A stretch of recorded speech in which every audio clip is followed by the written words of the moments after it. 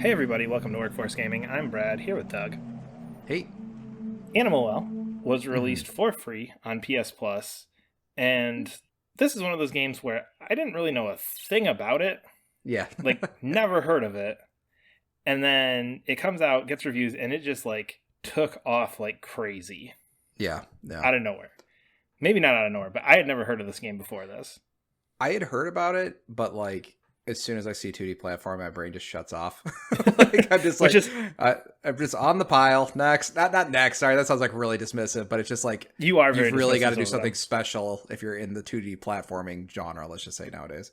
Yeah, so again, 2D platformer, Metroidvania. But what I think is interesting about this is you are the one who played this game, and Oh yeah. normally these are my games, which I Yeah. find very interesting. That might be the most interesting Hmm. thing about this to me. So I played like a half hour of this thing, Hmm. and it looks incredible, but it It fell does into look one. awesome. It fell into one of those genres of this game just makes me feel stupid, and I have no patience for games that make me feel stupid. Sure. Yeah. So it was like as soon as I couldn't figure out, and you actually explained it to me that like when you jump on the bubble, you hold down to go down, and that's where I was stuck at for like 40 minutes or something. Well, I only played it for like 45 minutes, so I was stuck at it for like Yeah. 20 minutes, and I was like, oh, this game's not for me. Yeah, it is funny. It is really funny because Brad's footage is running in the background. I don't know if that needs some context. It probably does because it's so bad. I restarted the game, and Yeah. I'm so bad at this game. Anyway, So it is funny because like yeah, I had like zero expectations for it as like PS Plus. Heard good things that started. I don't really like 2D platformers too much unless they're doing something really special in my yeah, mind. And one of the few games I think that is something really special is Cave Story. I love Cave Story, hmm and this is about the closest to a kind of Cave Story game I've played before. I've played before. Um, it's really cool. So just like the concept of it, it's a 2D platform. Yes, it's I feel like it's not a Metroidvania. Um, it uses kind of like it's kind of like saying like Until Dawn's not really a survival horror game. It uses like Until Dawn uses survival horror yeah, mechanics kind of, but it's not really a survival horror game.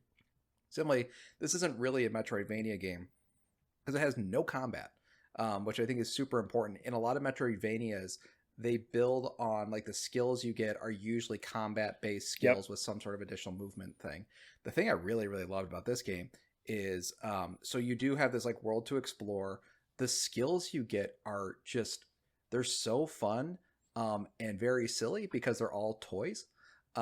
So the first one you get, let's talk about like there's like I'll just talk about like one is you get a yo-yo and you're like, what the heck? Because like when you're expecting like Metroidvania, like your first thing's like, oh, it's gonna be a missile launcher, it's gonna be yeah. this, and like you get a yo-yo, you're like, what does this Wait, even mean? I didn't get a yo-yo, but I got like a bubble wand I and guess okay. I guess it I depends got where you like go. firecrackers Yeah. and oh, that's Oh, weird interesting. because I Yeah. played through this twice and I never got or played through like the first 20 minutes twice, and Yeah. maybe because I knew like the second time I was trying to go the same way, I never saw a yo-yo in those first like 20 30 minutes.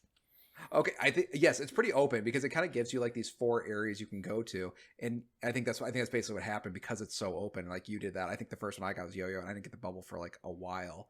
But the thing that's like really cool about these items is that their use is not like immediately apparent, and so for example, like the yo-yo can like kind of stick to walls and kind of go up them, but you have to kind of throw it out and it can kind of hang there.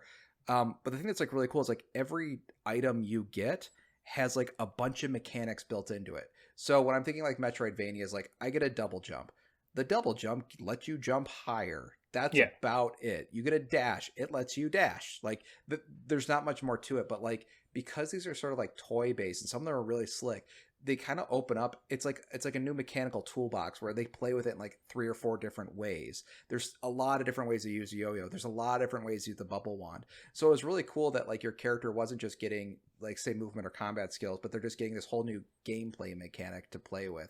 And like as you're unlocking more and more and more, you're like, oh, now I get what I'm supposed to use this thing over there. I'm supposed to use this thing over here. And it's not as simple as like I don't want to rag on Metroid or anything because I actually don't play these games that often. But it's like it's not just the blue door. Let's say like yeah, the missile opens the blue door. Like it's like oh actually red door, but no. that's okay. Okay. See exactly. But it's like actually this thing I realize now that it's a thing to use like certain architecture that you've noticed like oh god now I can use this thing over here and it's not and it never felt like you were kind of like getting blocked off of something. You're just like, oh, I now can see a bunch of different cool ways to do this, and you can, Hmm. which I really liked about it. Now, That's kind of what I heard from a few different people, because I was kind of trying to dig into like why this didn't work in my brain. yeah, And a lot of what I saw was like, oh, like I didn't know this, and then I talked to so and so, and they told me about this, or like, oh, I couldn't figure this out. I was stuck here for a long time, and then somebody told me about how this works, and it almost seemed like one of those like PT Souls like things where it's like, okay, like if mhm, somebody explains to you what you're doing, it's like, oh my god, that makes so much sense, but it takes a yeah, little bit to figure it out on your own. and I did not. I beat the game, and then I did about like 2 or 3 hours of post game stuff Yeah. before I was like, I need to go to the internet. But like I can see where this game would be super frustrating for people, because there's a temptation to just go like straight to look at guides for it, and like I get that because some of the puzzles I was doing was a lot of like, can I do that? Like, do the mechanics let? Well, I mean, if the mechanics kind of did, can I? Oh, that no, that thing worked. So it's a lot of like, you need to really. There's so many like cool, clever ways of doing things that the game could almost be like a little too clever for itself. Hmm. Where you're like, I just like, there's nothing that told me I could use the item that way. I kind of just figured out that I could sort of. The So down on the bubble wand. the down in the bubble, yes, exactly. I think I accidentally pushed the button on that, and there's some like really clever secrets that I guess we can talk about in a second. But yeah, like the game doesn't. I think it doesn't teach the player well. I like that because it was fun experimenting. Like I'm willing to take the time to sort of experiment and go, oh, can I do this? Oh yeah, I can do that. But it just adds a lot of game time to it. So like Yeah. I finished this game in like 8 hours. I think like the average is like 6 hours. I'm not quite sure what people are doing. So it took me 8 hours, but I ended up playing it for I think like 11 or 12 because um, there's a sort of neat aspect to the game that I really enjoyed. I guess the easiest way to describe it is like Stars and Mario, or Hmm. like more akin to Mario Odyssey, where they had like they're they were stars. They're still stars. Whatever. They're stars. Whatever. So basically, to beat the game, you actually don't need any of these stars. These are all hidden things. They're eggs. Hmm. But the thing that's really cool is like they require you to get these like hidden objects, things like these collectibles, like using your things in like really interesting kind of weird ways, and looking at the map and learning how things are, and like, oh, that statue that I saw that looked kind of weird. Oh, now I know how to do that and go back to it. Um, so I just thought that I really, it was neat that even when the game was over, I still felt compelled to go and to search out that stuff just because the answers to every puzzle were different like the entire game. It Hmm. really never felt like there was like I think the thing I would say like a good game to me is when it keeps me interested the whole way and doesn't repeat mechanics often. And I felt like this game had like 100 puzzles and they were all solved in slightly different ways. Yeah. Um, that And was like that's really really cool. and that's what my issue was with it, is I wanted my action Metroidvania, and I realized like 20 Yeah. minutes in, I'm just doing puzzles and platforming. This is not Yeah. my jam. It's really to me it's super similar to The Witness. That's what I kept thinking back to because I love The Witness, and it's like very similar. It's almost like people saying this is a Metroidvania game is like calling The Witness a first person shooter. It's just like That one um major key factor is there, yeah, but other yeah, than that, that it's just not that at all. I will say though, like I didn't love this game because I just don't know if I can love 2D platforming games so much anymore. Like it just kept me it kept me interested the whole way through. it kept me interested. And It was interesting. I loved how this worked. This was great. I don't think I loved it though because it's 2D. Sorry, guys. I just really really liked it. I will say though, what was that Mario Wonder? When I played Mario Wonder, I felt nothing. Not that I felt nothing, but I felt like, oh no, there's nothing left in 2D platform to say. Like we're done. Like because if Mario, like this is what we're Yeah. doing with 2D platforming is repeating stuff I've already seen, then like guys, we're kind of at the end of our rope here. But like with this game, there was so many cool things that like I just had never seen a 2D platform Hmm. before. So like that's what kept me interested. I felt like this game is the future of 2D platforming games than Mario Wonder was, and I just felt way more connected to this game Interesting. than I did for that one. It does have it does have the Metroidvania stuff. I think has actually kind of hurt it in a few ways. If I'm going to be critical for a second, it's really fun when there's a lot of secrets all over the place. But when you start chewing and like start getting a lot of those secrets, you kind of start running out of secrets to find. and at that point you start doing a lot of backtracking Just to so I was like, find the old secrets type of just thing. So, like, did I potentially miss something back in that room?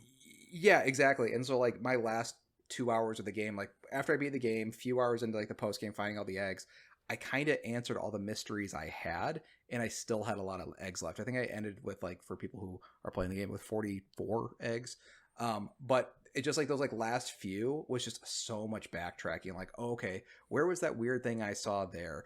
You get an item that like the way you use it is like you just never would have noticed in the environment before until you got that item. You're like, Hmm. oh god, where the hell would I even go? And you can't, Oh, it's there that kind of and the map's not really yeah. like marked out. Like you don't have like things that you can key on the map or anything, if I remember correctly, You can right? stamp you can stamp stuff, but like it's not, because the game is so puzzle and sort of like mysterious. It's not as clear as like a game with like there's a higher platform. Like it's like it's more There was like a blue door that I walked past. I should yeah. remember there was a blue door here. But it's less, it's more like, did you notice that mysterious statue? It's like, no, because it didn't mean anything the first 10 hours of the game. I don't know where the mysterious, I didn't mark them on my maps. So Yeah. it's a lot, it's so I, especially near the end, it's a lot of that stuff, and it gets in some of the bigger mystery stuff, but it's a cool game. I really enjoyed it. It's a cool game. I This think it earns its, whatever Metacritic reviews score. score, yeah. This is one of Yeah. those games that I can already tell you is like at the end of the year for our game of the years, we do like best game I didn't like, and I can already feel like this is probably my best game I didn't like, because it's just everything Yeah. about it. It's like, this is a really great game, and I am not enjoying it. Yeah. Delete. I But feel yeah. I always feel like that. I feel like we're always like kind of the opposite. Like a game I'm super hot on is one you're not, and like yeah. vice versa. Because like my favorite game I didn't like one year was like Ghost of Tsushima, and you gasped, I think. So good. Yeah. Anyway, Yeah. we are Workforce Gaming. Leave a comment below. Subscribe to our channel. There's a link to support us on Coffee as well. We'll see you later. Bye.